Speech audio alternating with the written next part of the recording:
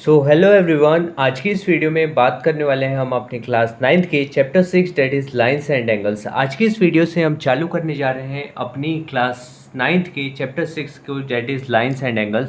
तो सबसे पहले हम इसका मतलब समझते हैं कि लाइंस का मतलब, देखिए लाइंस का मतलब तो बेसिकली आपको पता ही होगा कि लाइंस क्या होता है। तो लाइंस मतलब वो लाइन होती है जिसकी कोई एंड पॉइंट नहीं होती है, ठीक है। मतलब यहाँ पे कोई एंड पॉइंट नहीं होगा, ये इसको आप इनफाइनाइटली प्रोड्यूस कर सकते हो। इधर चाहो तो इधर आप भगा सकते हो, इधर चाहो तो इधर आप बढ़ा सकते हो। मतलब जिधर साइड चाहे हम उधर साइड उसको क्या कर सकते हैं, बढ़ा सकते हैं। तो उसको आप क्या बोलेंगे, उसको हम बोल सकते हैं लाइंस बोल सकते हैं, ठीक है। अब ये हमारा लाइन हो गया ना। और एंगल्स क्या होता है, कोई भी दो लाइन जहाँ पे मीट करती है ना उनके, अभी मैं एंगल बहुत ही अच्छे से आपको बताने वाला हूँ, तो घबराइए नहीं। अब चलिए देखिए इनका यूज़ क्या होता है हमारी डेली लाइफ में। पहले मैं यूज़ बताता हूँ क्या। आप लोगों में से पहले बताइए आप मेरे को कि कितने लोगों का पायलट बनने का मन है, ठीक है। देखिए अगर आप पायलट बनना चाहते हैं तो बहुत लोग क्या करेंगे, पायलट बनने के लिए मतलब उनको प्लेन उड़ाना पड़ेगा ना। तो कितने डिग्री पे आपको सरफेस से, ज़मीन के सरफेस से कितने डिग्री पे उड़ाना है, कितने डिग्री पे नहीं उड़ाना है, ये सब वहाँ पे एंगल्स का ही खेल होता है। या फिर दो लाइंस होती हैं, दो लाइंस के बीच के प्रॉपर्टीज़ का ही खेल होता है पूरा, ठीक है। सो वहाँ पे हम यूज़ करते हैं। और भी डेली लाइफ में कई सारी ऐसी चीज़ें करते हैं जहाँ पे हम किसका यूज़ करते हैं, तो लाइंस एंड एंगल्स का यूज़ करते हैं। इसलिए ये चैप्टर जो है ना वो हमारे लिए बहुत ही इंपॉर्टेंस रखता है, ठीक है। अब देखिए जो लाइंस एंड एंगल्स है वो काफ़ी लोगों को समझ में नहीं आता है। इस वीडियो को आपको देखने के बाद ना आपको बिल्कुल भी ऐसा फील नहीं होगा कि आपको लाइंस एंड एंगल्स नहीं बनेगा। मैं गारंटी लेता हूँ आपको लाइंस एंड एंगल्स पूरा कंप्लीटली बहुत ही अच्छे से बनेगा। सो चलिए देखते हैं। सबसे पहले हम समझते हैं लाइंस क्या होता है। तो देखिए a line in which there is no end points, मतलब एक ऐसी लाइन जिसके पास कोई एंड पॉइंट नहीं होता है उसे हम क्या बोलते हैं, तो लाइन बोलते हैं, ठीक है। A line x tends infinitely in both direction, मतलब जो लाइन है ना उसको हम इनफाइनाइटली प्रोड्यूस कर सकते हैं दोनों डायरेक्शन में। इस वजह से उसको हम क्या बोलते हैं, बेसिकली तो लाइन बोलते हैं, ठीक है। अब नेक्स्ट पॉइंट आता है हमारा, that is line segment. Line और लाइन सेगमेंट में बहुत लोगों को कन्फ्यूजन होता है। सपोज करिए यहाँ पे मैंने पॉइंट दे दिया ये ए, और यहाँ पे मैंने ये पॉइंट दे दिया बी, ठीक है। तो ये कौन सा लाइन हो गया, ये हमारा ए बी लाइन हो गया। अब इसको रिप्रेजेंट आपको करना होगा ना, तो आप कैसे करोगे, ए बी आप लिखो और इसके ऊपर ऐसे दोनों साइड से क्या लगा दो, दोनों साइड से एरो लगा दो। तो ये रिप्रेजेंटेशन हो गया कि ए बी आप लाइन को कैसे रिप्रेजेंट करेंगे, ठीक है। अब मैं लाइन सेगमेंट आपको समझाता हूँ। तो line segment, a line segment has two distinct and points. बस कुछ नहीं होता है, ये जो इसमें एंड पॉइंट्स नहीं होते थे, बट आपके लाइन सेगमेंट अगर होगा तो उसमें क्या होंगे, तो एंड पॉइंट्स होंगे और उसकी एक फाइनाइट लेंथ होगी। जैसे मैं एग्जांपल के तौर पे ले लेता हूँ। सपोज करिए यहाँ पे हमारा एक पॉइंट है और यहाँ पे हमारा एक दूसरा पॉइंट है, और ये मान लीजिए ये ए पॉइंट है, ये बी पॉइंट है। तो इनके बीच में एक लाइन फॉर्म हो रही है, आप इसको क्या बोल सकते हैं, तो लाइन सेगमेंट। क्यों, क्योंकि इसके दो एंड पॉइंट पता है, मतलब स्टार्ट कहाँ से हो रही है और ख़त्म कहाँ पे हो रही है ये हमें पता है। इस वजह से हम इसे क्या बोल सकते हैं, तो लाइन सेगमेंट। और इसको रिप्रेजेंट करना होगा तो हम कैसे करेंगे, तो ए बी आप लिखिए और इसके ऊपर क्या ऐसे बार लगा दीजिए, मतलब ऐसी एक लाइन खींच देंगे, उसको हम बार बोलते हैं।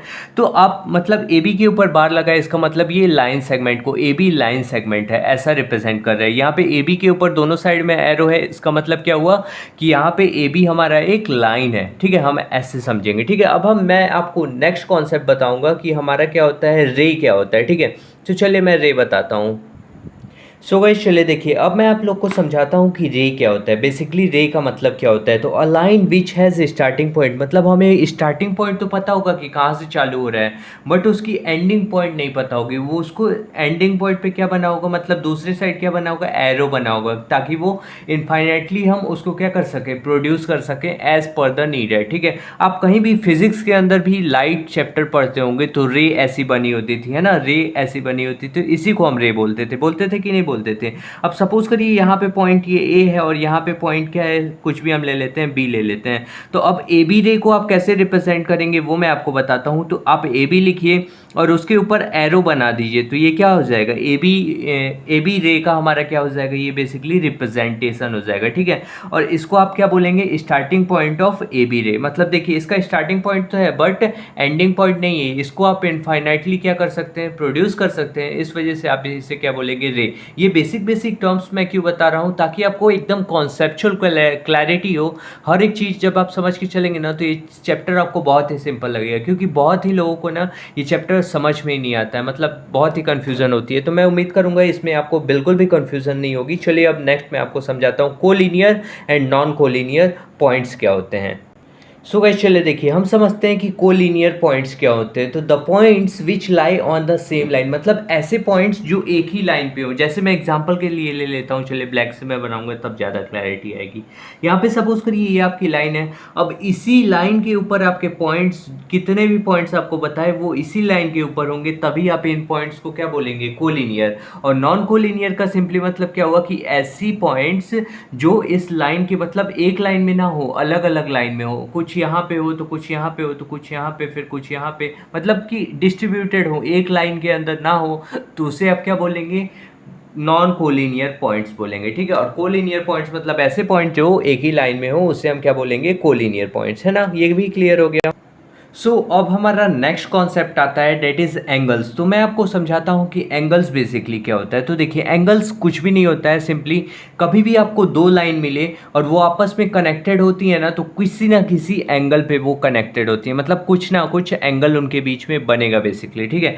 ये देखिए, ये आपकी एक लाइन है और ये आपकी एक रे है, मतलब रे है, सिंपली कहने का ये मतलब, ये आपका एक रे है और ये भी आपका एक रे है। अब ये दोनों आपस में कनेक्टेड है ना, तो इनके बीच में क्या बनेगा, यहाँ पे जहाँ पे कनेक्ट होंगे ना, यहाँ पे कनेक्ट है ना, तो यहाँ पे कनेक्ट है, तो यहाँ पे इनके बीच में क्या बनेगा, एंगल बनेगा, कुछ ना कुछ क्या बनेगा, एंगल बनेगा। तो इसको हम सपोज करिए थीटा। जनरली हम एंगल को थीटा रिप्रेजेंट करते हैं। आप जब बड़ी हायर क्लासेस में जाएंगे ना, तो थीटा बोलेंगे एंगल्स को। ठीक है। तो एंगल सपोज करिए यहाँ पे क्या है, थीटा है, मेरा कहने का मतलब। अब देखिए, एंगल्स में कुछ बेसिक बेसिक टर्म्स आते हैं। ये देखिए, ये इनको आप क्या बोलेंगे, जो रे आपकी होती है ना, मतलब जो रे के द्वारा हमारे जो एंगल फॉर्म होता है, उनको हम क्या बोलते हैं, तो आर्म्स बोलते हैं। क्या बोलते हैं, तो आर्म्स बोलते हैं। ठीक है, आर्म्स। ठीक है। और यहाँ पे जो दो रे हमारी जहाँ पे मीट करती हैं एक साथ, मतलब दोनों जहाँ पे मीट करती हैं, उसको हम क्या बोलते हैं, उस पॉइंट को हम लोग बोलते हैं वर्टेक्स। क्या बोलते हैं, तो वर्टेक्स। ठीक है। आपको वर्टेक्स भी समझ में आ गया, आर्म्स भी समझ में आ गया और एंगल भी समझ में आ गया। एंगल कहाँ पे, देखिए आपका हाथ यहाँ पे देखिए ऐसे कनेक्टेड है ना, ये हमारा यहाँ पे कनेक्टेड है, तो यहाँ पे भी हमारा 90 मतलब कि जितना जैसे जैसे आप मोड़ेंगे वैसे वैसे क्या बनेगा, एंगल। ठीक है। तो आपका जहाँ पे भी दो पॉइंट कनेक्टेड हो, मतलब दो लाइन जैसी चीज़ें कनेक्टेड हो, तो उनके बीच में एंगल बनना फिक्स है। ठीक है। आप अपने एग्जाम्पल के तौर पे ले सकते हैं, आप अपने घर की वॉल को देख सकते हैं। वॉल क्या होता है, साइड वाली वॉल को देखिए, एकदम मतलब कि कॉर्नर। ठीक है, साइड कॉर्नर को देखिए, वो क्या ऊपर से कनेक्टेड है, तो वो उनकी ऊपर वाले से और नीचे वाले के बीच में क्या बन रहा है, एंगल बन रहा है। मतलब ऊपर वाले रूफ के और ये जो साइड वाला वॉल है, इनके बीच में क्या बन रहा है, एक पर्टिकुलर एंगल बन रहा है। कहाँ पे बन रहा है, तो कॉर्नर पे, तभी जाकर के ये दोनों एक दूसरे से क्या है, कनेक्टेड है। एंगल कहाँ पे बनेगा, मैंने बता दिया, जहाँ पे भी दो लाइन एक दूसरे को मीट करेंगी या फिर दो रे एक दूसरे को मीट करती हैं, वहाँ पे क्या बनता है, तो एंगल बनता है, फिक्स है, एंगल बनता है। ठीक है। और एंगल के बेसिक कॉन्सेप्ट होते हैं, आर्म्स हो गया, वर्टेक्स हो गया और ये एंगल हो गया। ठीक है। सो गाइस चलिए देखिए, अब मैं आपको कुछ टाइप्स ऑफ एंगल्स बताता हूँ, बहुत ही आसानी से समझ में आएगा। आप लोग को हो सकता है कुछ पीछे, मतलब कि आप जो अपने पीछे 8th पढ़े होंगे, 7th पढ़े होंगे, ये सब पढ़े होंगे कि एक्यूट एंगल क्या होता है, ऑब्ट्यूज एंगल क्या होता है, राइट एंगल क्या होता है, ये सब पढ़े होंगे। ठीक है। फिर भी मैं बता देता हूँ आपके कॉन्सेप्चुअल क्लैरिटी के लिए। तो एक्यूट एंगल क्या होता है, ऐसा एंगल जो 90 डिग्री से क्या कम बनता है, जो 90 डिग्री से कम बनता है। अब कैसे आप पता करोगे सिंपली कि 90 डिग्री कहाँ पे होता है, देखिए कोई भी लाइन ऐसे जा रही है ना, तो ऐसे एकदम स्ट्रेट लाइन क्या हो जाएगी, ऐसे और ऐसे, ऐसे और एकदम ऐसे वाली लाइन आपकी क्या कहलाएगी, इनके बीच में कितने का एंगल बन रहा था। अगर मैं अपने हाथ को ऐसे रखूं तो इनके बीच में कितने का एंगल बनेगा, 90 डिग्री का। ठीक है, देख लीजिए एकदम क्लैरिटी, ये जो मेरे हाथ हैं इनके बीच में कितने डिग्री का एंगल बनेगा, 90 डिग्री का। क्यों, क्योंकि यहाँ पे मेरी हाथ स्ट्रेट है और यहाँ पे मैंने इसको ऐसे किया है, तो इनके बीच में 90 डिग्री। अगर मैं इस साइड इसको अलाइन करूँगा ना, तो ये 90 डिग्री से हमारा क्या बनेगा, तो 90 डिग्री से हमेशा ये एंगल जो है वो कम बनेगा। मतलब ये जो एंगल हमारा इसके और इसके बीच में जो बन रहा है ना, वो लेस देन 90 डिग्री है। थीटा मैं रिप्रेजेंट कर देता हूँ थीटा से, मतलब थीटा कुछ भी हो सकता है। ठीक है। अब यहाँ पे लिख देते हैं कि एक्यूट एंगल क्या होता है, जो हमारा 0 डिग्री से बड़ा होता है। 0 डिग्री मतलब क्या, कि एक ऐसी लाइन जो एक दूसरे के ऊपर ही होती हैं, वो क्या कहला जाएंगी, 0 डिग्री। मतलब उनके बीच में कोई भी गैप नहीं है, तो वो कितने डिग्री कहलाएंगी, 0 डिग्री। तो ऐसी लाइन जो 0 डिग्री से बड़ी होती हैं, मतलब ये बड़ी होंगी और हमारा थीटा जो है वो बड़ा होगा, कितने होगा तो 90 से हमारा छोटा होगा। ये बात आपको याद रखनी है कि जो हमारा एक्यूट एंगल होता है ना वो हमेशा 90 से छोटा होता है। तो ये हमारा 90 से छोटा एंगल होगा एंड 0 डिग्री से क्या होगा, बड़ा होगा। उसे हम क्या बोलेंगे तो एक्यूट एंगल बोलेंगे। बेसिकली हम उसे क्या बोलते हैं तो एक्यूट एंगल्स बोलते हैं। अब हमारा एक्यूट एंगल हो गया। नेक्स्ट हम समझते हैं डेट इज़ राइट एंगल क्या होता है। तो राइट एंगल अब मैं समझाऊंगा आपको कि राइट एंगल किसे बोलते हैं, ठीक है। सो चलिए अब देखते हैं हम कि राइट एंगल क्या होता है। तो राइट एंगल हम ऐसे एंगल को बोलते हैं जब दो रे हमारी आती हैं और उनके बीच में कितने डिग्री का एंगल होता है तो उनके बीच में 90 डिग्री का एंगल होता है। दो ऐसी रे जिनके बीच में कितने डिग्री का एंगल हो तो 90 डिग्री का एंगल हो। देखिए यहाँ पे कितने डिग्री का एंगल बन रहा है, यहाँ पे 90 डिग्री का एंगल बन रहा है। तो यहाँ पे जो 90 डिग्री का एंगल बनता है ना, कभी भी 90 डिग्री का एंगल बने समझ जाइए वो कौन सा एंगल है तो राइट एंगल है। बेसिकली कहने का ये मतलब है, ठीक है। अब थर्ड कॉन्सेप्ट बताता हूँ, मतलब कि थर्ड इसका पार्ट आता है। राइट एंगल के बाद हमारा आता है ऑब्ट्यूज एंगल। सो यहाँ पे राइट एंगल है ना, तो यहाँ पे थीटा की वैल्यू कितनी है, यहाँ पे थीटा की वैल्यू क्या है 90 डिग्री है कि नहीं है। देखिए यहाँ पे कभी भी देखिए आप इसको ऐसे भी बना सकते हो, कोई दिक्कत नहीं है। मतलब मान लो ऐसी एक रे लाओ आप, ठीक है। मतलब सपोज करो इधर साइड जा रही है और एक रे इधर साइड जा रही है। मैं किसका एग्जाम्पल बता रहा हूँ, राइट एंगल का। तो ये देखिए ये नीचे साइड गई लेकिन एकदम ऐसे आई और ऐसे चली गई, एकदम स्ट्रेट आए और मतलब कि या फिर नीचे चली जाए या फिर ऊपर चली जाए, उसके अपोजिट डायरेक्शन में चली जाए, तो उनके बीच में कितने डिग्री का बनेगा तो 90 डिग्री। आप समझ गए होंगे, उम्मीद करता हूँ बहुत ही अच्छे से, ठीक है। तो ऑब्ट्यूज आप समझते हैं। ऑब्ट्यूज क्या होता है, ऐसा एंगल जो 90 डिग्री से बड़ा होता है और 180 डिग्री से क्या होता है तो छोटा होता है, उसे हम क्या बोलेंगे ऑब्ट्यूज। तो ऑब्ट्यूज को मैं ऐसे ही बना देता हूँ यहाँ पे रफली फिगर के थ्रू, ब्लू पेन से बनाते हैं क्योंकि यहाँ पे ज़्यादा ब्लैक ब्लैक हो गया, ठीक है। सो चलिए देखिए यहाँ पे क्या हो जाएगा, ये हमारा देखिए ये हमारा हो जाएगा, वेट, चलिए यहाँ पे देखिए ये हमारा क्या हो जाएगा। तो यहाँ पे सपोज करिए ये एक मेरा रे है और ये मैं दूसरी रे यहाँ पे ला ले रहा हूँ। ये देखिए ये मेरा क्या हो गया, ये दूसरी रे हो गए। और यहाँ पे जो है ना ये हमारा क्या हो जाएगा वर्टेक्स, आप इसको बोल लो। और इनके बीच में कितने का एंगल बन रहा है, देखिए 90 डिग्री इतना होता है। अब 90 डिग्री से इधर से हमने क्या किया, इसको स्लाइड कर दिया, इधर साइड मोड़ दिया। मतलब देखो ये 0 डिग्री, ये बड़ा बड़ा बड़ा इतना एक्यूट एक्यूट एक्यूट कब बंद हो जाएगा जब 90 डिग्री। ये हमारा क्या हो गया 90 डिग्री बन गया, बन गया कि नहीं बन गया। अब इधर साइड आप मूव करोगे ना तो इनके बीच में कितने का एंगल बन जाएगा, वो 90 डिग्री से बड़ा बन जाएगा, ठीक है। तो 90 डिग्री से हमारी जो थीटा की वैल्यू होगी वो 90 डिग्री से क्या होगी तो 90 डिग्री से वो बड़ी होगी, ठीक है ना, थीटा की वैल्यू। और वो छोटी होगी किससे, तो हमारी 180 से क्या होती है, 180 डिग्री से छोटी होती है। तो आप उसे क्या बोलेंगे ऑब्ट्यूज एंगल बेसिकली, ठीक है। सो गाइस चलिए देखिए अब हम लोग समझते हैं क्या स्ट्रेट एंगल किसे बोलेंगे, ठीक है। तो स्ट्रेट एंगल को समझाने के लिए मैं पहले ड्रॉ कर लूँगा। यहाँ पे सपोज करिए मैंने ड्रॉ कर लिया, क्या कर लिया, एक रे ड्रॉ कर ली, ठीक है। एक ये मैंने रे ड्रॉ कर ली, ठीक है। यहाँ पे आप पॉइंट मान लो क्या है ओ है, मतलब इससे मैं कनेक्ट करूँगा। अब एक दूसरी लाइन इसके अपोजिट डायरेक्शन में, जो भी रे है ना उसके अपोजिट डायरेक्शन में अगर होगी तो उनके बीच में कितने डिग्री का एंगल बनेगा, तो उनके बीच में हमारे पास बनेगा कितने डिग्री का, तो 180 डिग्री का, ठीक है ना।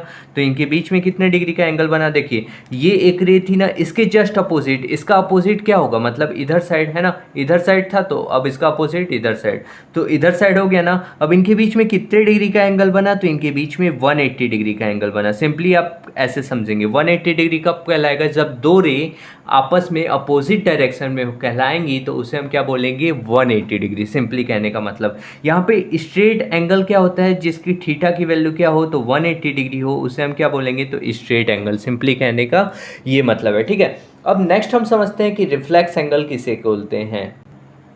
सो गाइस चलिए देखिए अब रिफ्लेक्स एंगल समझते हैं। रिफ्लेक्स एंगल में बेसिकली क्या होता है ना, ऐसा एंगल जो 180 डिग्री से क्या हो तो बड़ा हो। ऐसा एंगल जो मतलब थीटा की वैल्यू यहाँ पे क्या होगी 180 से बड़ी होगी और 360 से क्या होगी तो छोटी होगी। तो 360 से हम बना लेते हैं इसको छोटी, ठीक है। ये 360 लिखा है, ठीक। और यहाँ पे ये हमारा मतलब जो थीटा की वैल्यू है वो 360 से क्या होगी छोटी होगी और बड़ी किससे होगी तो 180 से बड़ी होगी, उसे हम क्या बोलेंगे रिफ्लेक्स एंगल। अब इसको कैसे बनाएंगे, तो सबसे पहले आप क्या बना लीजिए, एक रे बना लीजिए। मैंने यहाँ पे एक रे बना ली, ठीक है। यहाँ पे ओ पॉइंट मान लीजिए। अब 180 कितना होता है, अगर इसी के अपोजिट में मैं बनाऊँ तो अब इससे बड़ी होनी चाहिए ना, तो आप इधर साइड जाइए, किधर साइड, इधर साइड, मतलब इस साइड आइए, ठीक है। उधर जाएंगे तो 180 से छोटा होगा, इधर आएंगे तो क्या होगा 180 से बड़ा। तो 180 हमारा इतना होता था, अब इससे बड़ा चाहिए तो हम किधर आएंगे, इधर आ जाते हैं, ठीक है। तो ये कितना हो जाएगा हमारा ये हमारा 180 से बड़ा हो जाएगा तो आप इसको क्या बोल सकते हो, तो रिफ्लेक्स एंगल। मतलब इस डायरेक्शन में हम मूव कर रहे हैं तो इस वजह से आप इसे क्या बोल सकते हैं, रिफ्लेक्स एंगल। अगर हम इधर से नापे तो क्या होगा, अगर मैं इधर से नापूँ तो ये हमारा छोटा होगा, मतलब कि ये हमारा रिफ्लेक्स एंगल नहीं होगा। देखिए ये इधर साइड है और इतना क्या हो जाएगा, अगर ऐसे मैंने कर दिया, ये 90 डिग्री इधर आ रहा है, मतलब 90 डिग्री से हल्का सा बड़ा हो जाएगा, ठीक है, 90 डिग्री से बड़ा होगा। बट अगर हम इधर से नापे तो ये क्या होगा, ये हमारा 180 से क्या होगा, बड़ा होगा, तो ये आपका क्या कहलाया जाएगा, रिफ्लेक्स एंगल। समझे कि नहीं समझे? उम्मीद करता हूँ बहुत ही अच्छे से आप एंगल का कॉन्सेप्ट समझ गए होंगे। अब इसके नेक्स्ट वीडियो में मैं आपको और भी कॉन्सेप्ट बताऊंगा एंगल से रिलेटेड, और उसकी प्रॉपर्टीज़ बहुत ही आसानी से आपको समझ में आएंगे। अगर आपको वीडियो अच्छी लगी हो तो please like share and subscribe my channel. Thank you for watching this video.